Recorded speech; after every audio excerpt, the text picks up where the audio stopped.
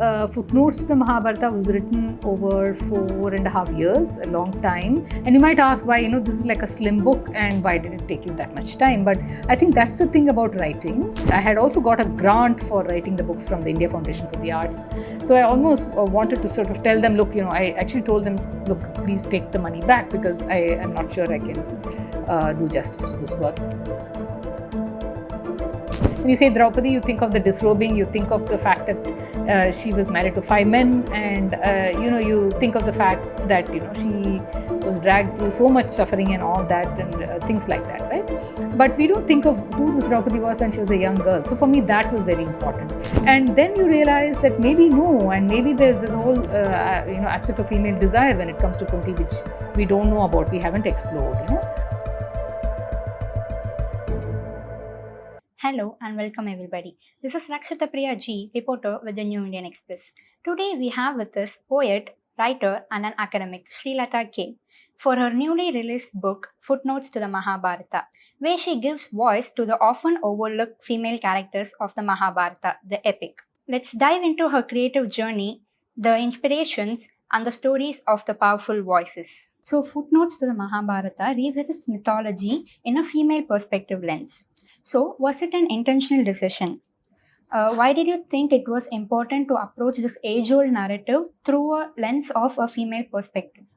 Right, yeah, thank you for that question, Rakshita. So, yes, it's an age-old narrative, and it's something we've all grown up listening to in some form or the other, right? And I think it's precisely because of that, because of its ubiquitous nature, its all-pervasive nature, the fact that we all are surrounded by epics such as the Mahabharata and the Ramayana, that we need to understand it better, that we need to sometimes change the lens through which we use it, through which we view it or understand the stories, right? Because I believe that as a writer and as an academic, that we should never take anything as is, something that is given to you. You need to look at it, you need to pay attention to it, to see if there are different ways in which we can think about stories. So I think feminist lens is a very, very important way of doing that. And to me, that just came naturally, I think. So you have often spoken about recording female voices and stories, especially in literature. So why do you keep emphasizing on it?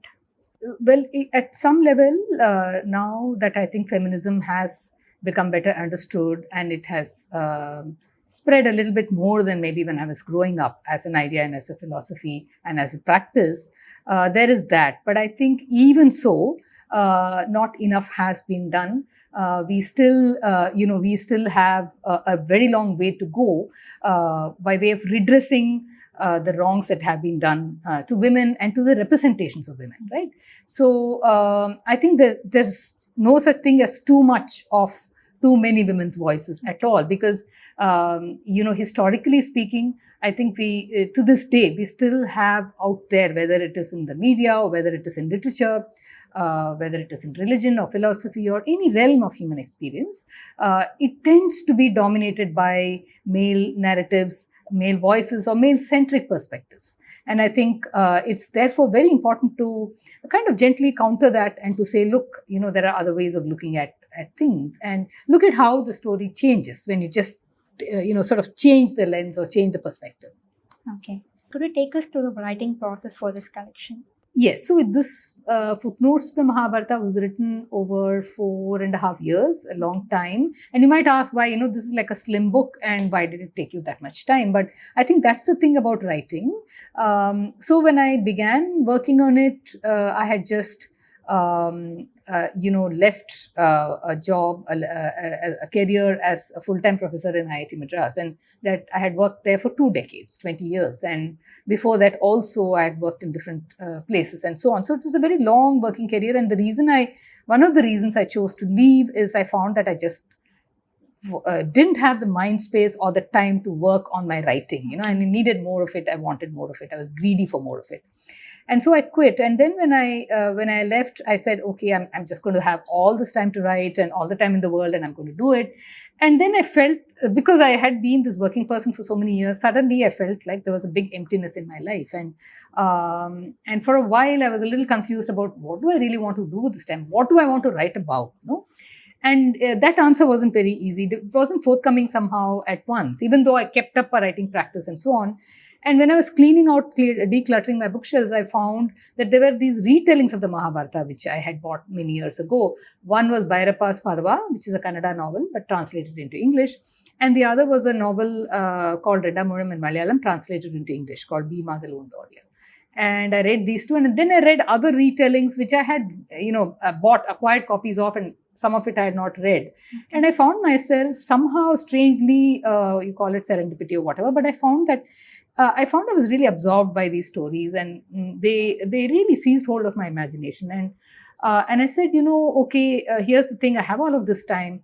What happens if I were to use some of these retellings, not the mainstream telling, but these retellings of the Mahabharata, and use them as a base for writing poetry? And further to that, what if I use the voices of women and have these poems from their perspective, from the perspective of some of the women characters in the Mahabharata, right? And I sort of really did it as a game, and then it kind of grew on me.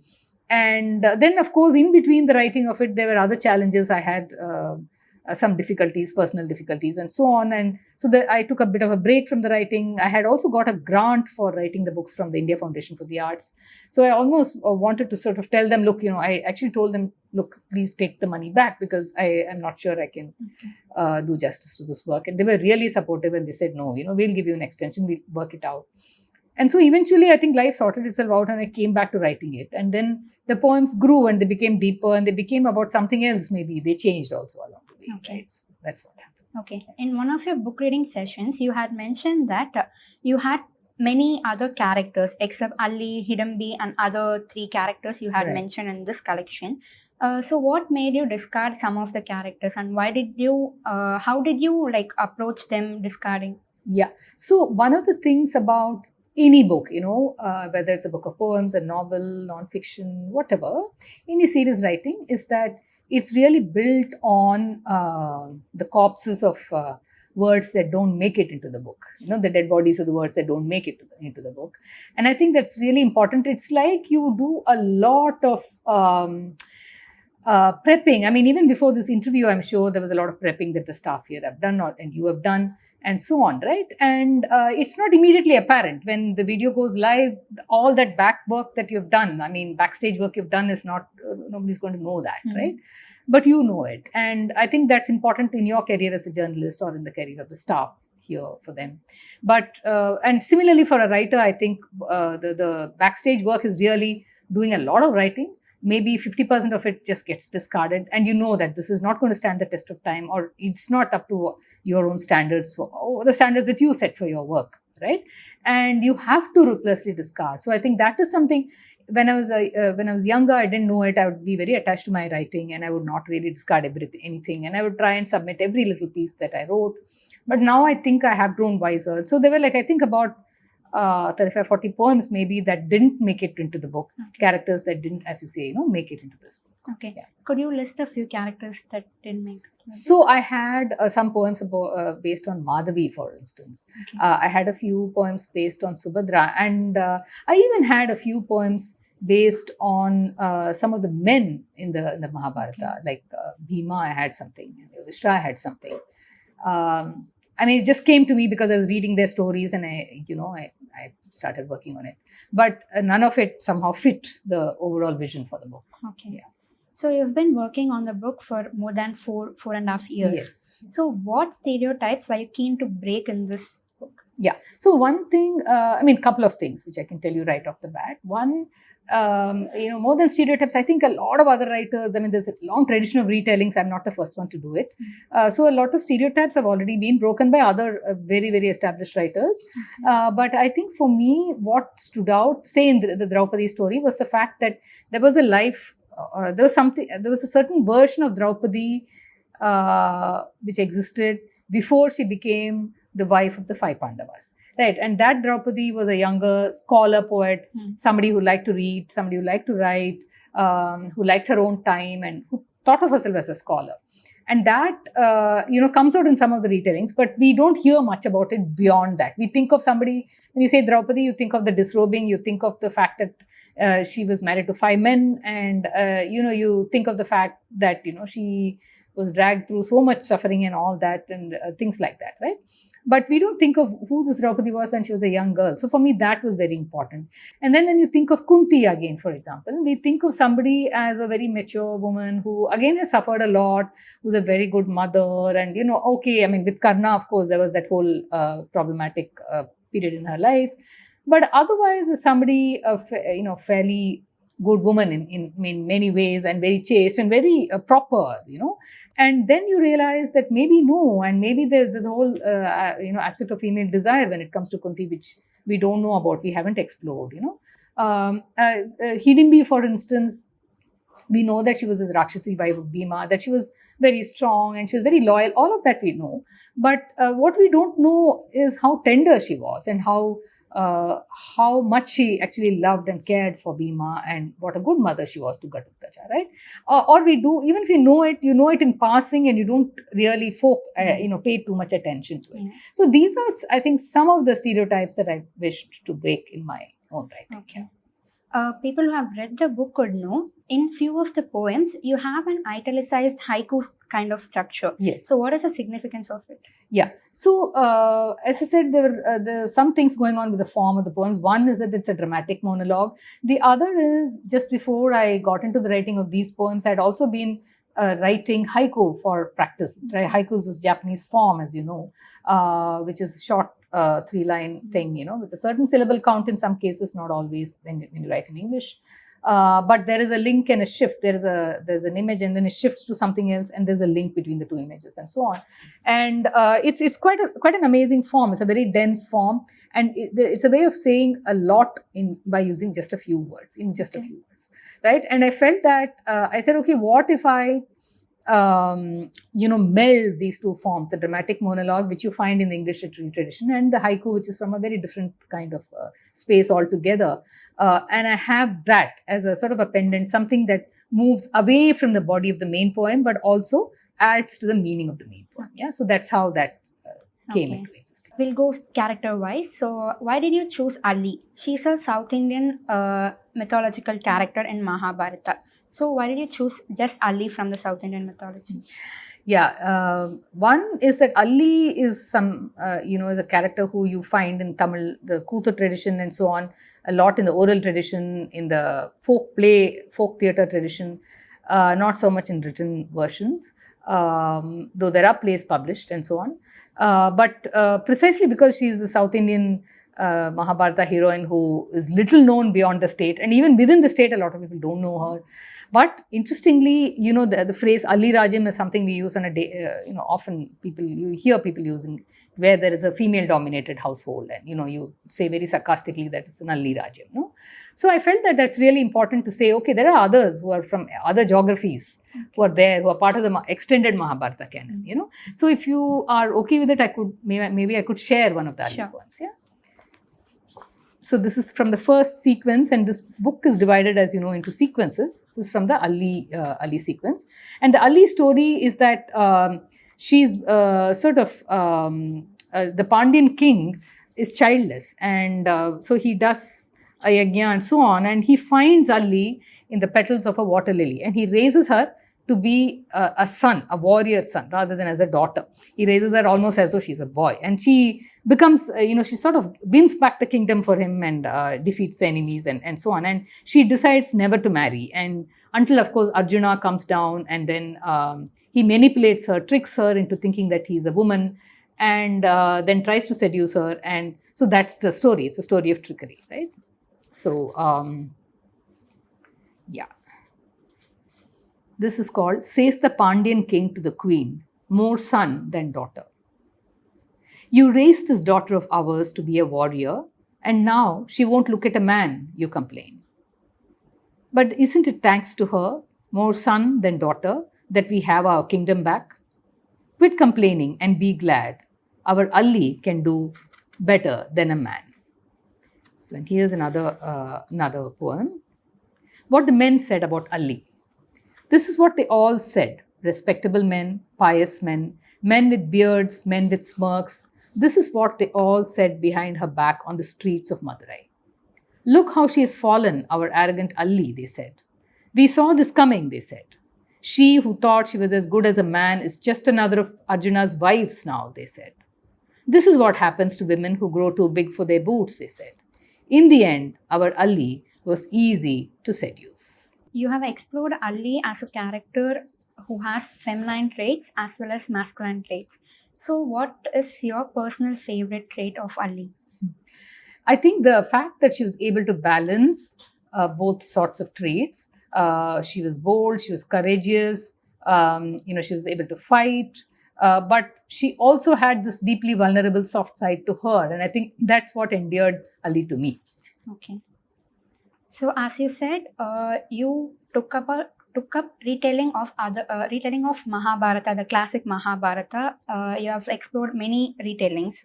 So, do these qualities of characters that you have wrote resonate with yourself, or have you included traits of other people you have met in your daily life?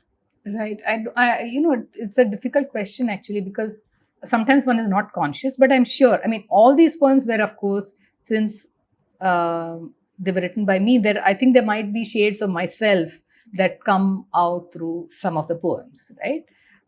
Even though they're all about mythological characters from way back, and they are in some ways not contemporary, because they don't exist in the flesh now, or probably never did. But I think given who the teller is, the characters acquire some of the shades of the teller, and I'm sure that has happened as well. Okay. Coming to Hidimbi, her character is very less spoken in the classic Mahabharata. So why did you choose her? That's precisely why, because she's so, not spoken of enough. And it's almost like she's a footnote or a side note and a digression. The Pandavas were in the forest, and at some point Bhima sees her brother, the Rakshasa Hidimba, and he slays him, and then Hidimbi falls in love with him, and he brings her back, and they have a forest ritual marriage or whatever it is, and then they have a son, but Bhima has to leave. All the Pandavas leave, and she raises the son alone. So this is a story we all know, but we only know that, and we only follow the story largely through the Pandavas' perspective of like what happens after they leave, what challenges do they face, do they get their kingdom back, how do the Kauravas treat them, who are the other women that they marry, like how does Draupadi enter? All of that, it's a very different perspective. But what happens to this Rakshasi, quote unquote, the demoness Rakshasi Hidimbi, who was so loyal to them and so much in love with Bhima, who also Bhima loved by all accounts. What happens to her and when she's left behind, and how does she feel about her relationship with a Kshatriya man, and how does society look at her? How does her immediate family look at her? So I think for me those were questions that needed to be explored. Okay. So all the characters in the book defy the preset cliches that a women have in this society. So was this something that nudged you to write this book, or these themes came out of just exploring the characters of Mahabharata? I think a bit of both. When you explore the characters, you also unearth more things. It's like being an archaeologist. You keep digging and you find things. And I think some of that happened as well. Okay. Yeah. So, speaking of Draupadi's poems, Draupadi's love for Krishna is something that you explored from the retelling. Right. So, how did you go about exploring the parts of Draupadi? See, the thing is, we only think of, there are a lot of narratives where we know that Draupadi had a deep friendship with Krishna, right? So that is something people talk about. And it's only in Yajna where you see that there is a romantic relationship between the two. And this again is not talked about enough, because it's uncomfortable for us to think of Draupadi as somebody who's married to the 5 Pandavas, but she's still in love with Krishna. I mean, how do you handle that? How do you process that, right? So I think that is something, for me, I found it interesting that she had that split in her head and she was dealing with it. She was trying to process it, right? So maybe I can read a couple of poems from that section, if that's okay. Says Draupadi to Sakhi Neetambani, am I not crazy already? Be my eyes and tell me what Krishna is like, I implore. And you say you daren't risk it. What if I do and you lose your mind, you ask, refusing to humor me. But Saki, am I not crazy already? Look, it's the third night in a row that mother has found me sleepwalking through the garden, muttering over and over, are his feet really like lotus buds? Says Sakini Tamani to Draupadi, I wasn't born yesterday. The instant you wake up, you recite Krishna's name, and when I tease you about it, you claim at first that it is Neelmani and not you who's calling out to him. When I persist, you respond slyly, but when I said Krishna, I really meant Neelmani. Princess, I wasn't born yesterday. Do you really think I'll fall for sophistry and wordplay? Says Draupadi to Krishna, don't think you can fob me off. All day long have I spent weaving this garland of jasmine and you refuse it. Give it to Arjuna, you say, offering your friendship as a sop. Makes no difference who wears the garland, you say. After all, as the whole world knows, Arjuna is a part of me. I'm no fool, Krishna. Don't think you can fob me off with all your tall tales. So, was your depiction of Gandhari intended to highlight the lack of purpose of a self sacrifice because of the male dominated speech in Mahabharata? Right, yeah, so you're right in the sense that we all know that Gandhari chose to blindfold her eyes when she learnt. I mean, she was so deceived and tricked into marrying this blind king Dhritarashtra. I mean, she had no idea that the prince was blind before she married him, and afterwards she discovers it. And so it's sort of trickery. And then we know what she chooses to do is to blindfold her eyes, and much of her life she lives with the blindfold on. Right, so in a sense, we read her action as a sign of her virtuousness and what a good wife she was. She wanted to walk in Dhritarashtra's shoes. She wanted to be just like him and to experience his challenges. But then there is this whole other narrative of how maybe she was just doing it because she was so resentful, and she just decided to sort of be stubborn and resentful and decided to blindfold her eyes and refuse to take it off, even when Dhritarashtra tells her, look, why don't you take it off, right? So it's sort of, you're right, in the sense it's sort of self-sacrifice, but purposeless, and she's trying to make a point from that, and it's really a sad state of things, actually. Yeah, maybe I'll read one poem from there as well. That's okay. Says Gandhari to her friend, can my eyes take the light? In last night's dream, hill blue like the arch of an eyebrow. Saki, I remember the day as if it were yesterday. I was watching a peacock, the outspread of his wings, the blue glisten of his neck in the singing rain, when you came running. Princess, you've been deceived. The man is blind. Only that morning you had lined my eyes with coal.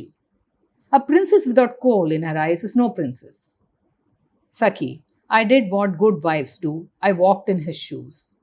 And what if he had been blind, princess? Would he have walked in yours? 100 sons I bore him, and 1 daughter, and I know not their faces, dear Saki, except what I see with my fingers. But mine, unlike his, is an imperfect seeing, since I came to it so late. My fingers do not see the blue-hued hills, nor do my ears pick up the tilt of Duryodhana's head. And to think, Saki, that he sees it all, the way I did that peacock singing in the rain. Oh, there are days when I long to undo the knot just to know Dushalah's smile. But what keeps you, princess? I wonder, Saki, can my eyes take the light? Will the world take color and shape? Will you line my eyes with coal again? Saki, will I see even less than I do now? So the parts of Kunti, the poems of Kunti, explores the relationship she had with Maruta.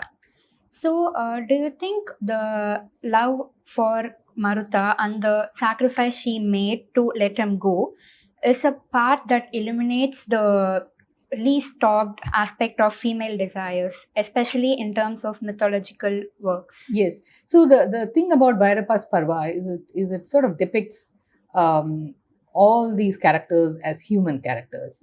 And there are no like supernatural elements or anything. And so what Pandu, that is Kunti's husband, tells Kunti, because he wants her to have a child, so that the son can rule over the kingdom, and it won't go to his blind brother Dhritarashtra and whatever, right? So then he says, we have to you have to follow the practice of yoga, and here are these Deva clan, men of the Deva clan, and if you have a son by them, then that son can become the king. So that's his plan. And but then he says, look, as soon as you have conceived a child, you should leave that man, and your thought should be on me. So that's the contract kind of a thing. And that, of course, then it leaves zero space for Kunti to and Kunti finds herself somehow falling in love with Marada, and that desire is not is never going to be legitimate in that sort of a patriarchal society. So what can she do with it, right? And so that is, I think, for me, that was a question, and that's what the poems sort of choose to explore. So let me read in that connection one poem from that. And yet, Saki, you stand there saying, "Forget him. He is not for you." Says Kunti to her friend, "That which you warned me against." Saki, listen, that which you warned me against has come to pass. Water has seeped into this lotus leaf. My heart is brimming with desire, and you're still hoping I will forget him. So, you have taken up a mythology that is age old. It's centuries ago. So, how do you connect these mythological characters to contemporary struggles of women? Yeah, so that's a tough question, Rakshita. So, how does one connect? Like, I think in some ways, there's a lot that's changed, of course. I don't think we would find ourselves in Draupadi's situation having to marry 5 men. I mean, most of us would not. We would, but I think, for instance, if we look at the Ali story, even today, sort of rape is common. I mean, and that's kind of what happens to her. So that hasn't changed. The fact that a lot of women, after they get married, have to give up on the lives that they led before, like how Draupadi does. She gives up her life as being a scholar, a poet, or whatever. That kind of a narrative continues to hold, right? So I think there are still things and certain ways of feeling about life. I think that has maybe it has changed, but also not in some ways, So I think there are still lessons and there are still interesting takeaways that there are from these epics. That there's a thread that connects to our contemporary lives as well. Okay. So most of the poems in footnotes to the Mahabharata are conversational. For example, queen to the king, to Saki and stuff like that. So how did you go about exploring the conversational pattern? Yeah, as I said, I decided to use a dramatic monologue, and I wanted to. One of the things I wanted to do with these poems is to explore the minds of these 5 women characters. Right? What is it that goes on in their heads? What are they thinking, which they may not say in public? But who will they say it to? They'll say it to a woman friend. It's like a lot of us who have women friends. We talk to them. We may not say the same things that we tell them to maybe we won't say that to our parents or to our spouses or whatever, right? And this is very common with women, especially. Who will you confide in, right? A trusted, close woman friend is somebody you might confide in. And so, therefore, these poems automatically took the form of dialogue, form of conversations, where much of the time the heroine is doing the talking and the Saki will talk back, and sometimes she doesn't. Or there is a separate poem where the Saki says things to the heroine, and so on. So this is my last question. Could you give insights of your upcoming works? What are you currently working on? Yeah, so I'm actually co-translating with another poet, Shobhana Kumar. I'm working on a translation of Bharati, Subramanya Bharati's poems from Tamil. That is one thing I'm doing. I'm also working on a translation of Vatsala, who's a Tamil poet and writer, who's also my mother. I'm working on her poetry, translating her work. So that is, these are like the 2 main ongoing things. But I also have other book ideas that's constantly buzzing in my head. Okay. So we have reached the end of the interview. Thank you so much for your time and sharing your creative journey with us, ma'am. Thank you so much. Thank you, Rakshita. Very lovely, perceptive questions. Thanks so much. Thank you so much, ma'am.